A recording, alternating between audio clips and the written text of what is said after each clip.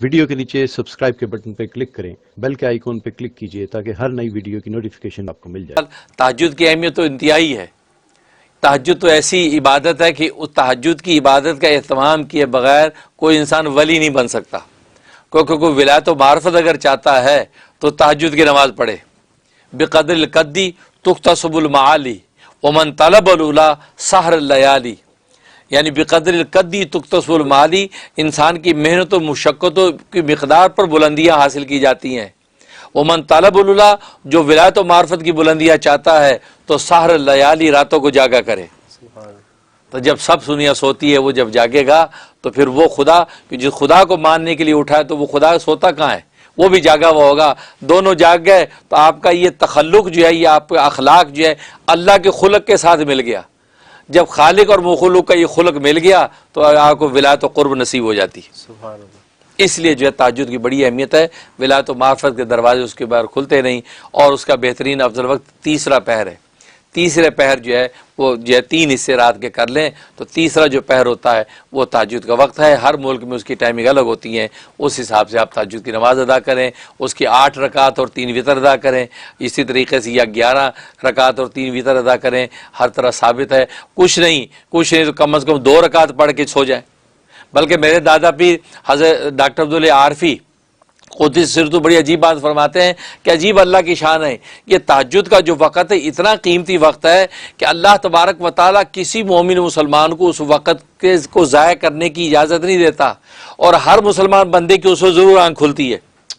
بھلے پیشاب کے لیے اٹھے وہ، اللہ اس آخری تیسرے پہر میں ضرور اٹھاتا ہے انسان کو، اور یہی اشارہ دیتے ہیں تکوینی طور پہ کہ بھائی یہ وہ مبارک وقت ہے، کھڑے ہو کے 2 نفلیں پڑھ کے خدا کو راضی کر لو۔ اور میں یہاں پر اعلان کر رہا ہوں، کیونکہ تہجد کے وقت میں اللہ تبارک و تعالی حدیث میں آتا ہے، وہ آسمان دنیا پہ آ کے اعلان کرتا ہے کہ حل من مستغفر فاغفر لہ، ہے کوئی تم میں سے بخشی مانگنے والا میں اس کو بخش دوں۔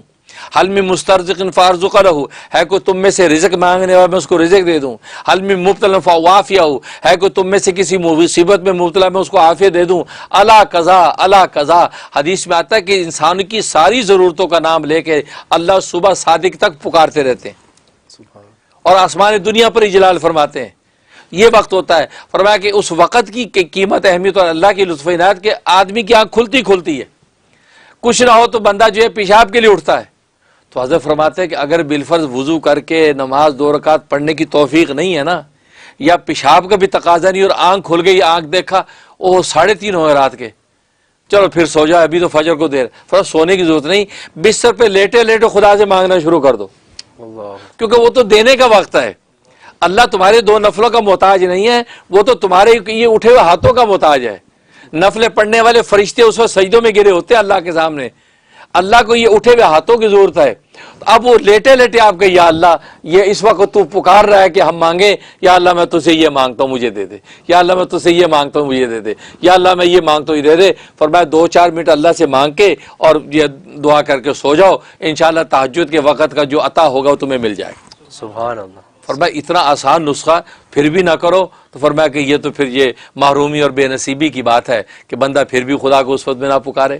تو پیشاب کے لیے اٹھتا ہے تو آتے آتے ہی جو ہے اللہ سے 10 دعائیں مانگ کے پھر سوچو کہ یا اللہ پڑھنے کی وضو ٹھنڈے وضو کی ہمت نہیں ہے اور وضو کا موڈ نہیں ہے، یا اللہ بس ویسے ہی دے دے، تو وضو کا محتاج نہیں ہے، تو جیسے چاہے یا اللہ مجھے یہ عطا کر دے، میری مشکل دور کر دے۔ فرمایا یہ دعا کرتے سو جاؤ، کیونکہ اس وقت کی نفلوں کا اصل مغز دعا ہی تو ہے، مانگنا ہی تو ہے، تو آپ مانگ کے سو جائیں گے تو تہجد کے انوارات سے آپ محروم نہیں ہوں گے، سبحان اللہ، نصیب ہو جائے گا ماشاءاللہ۔ انشاءاللہ۔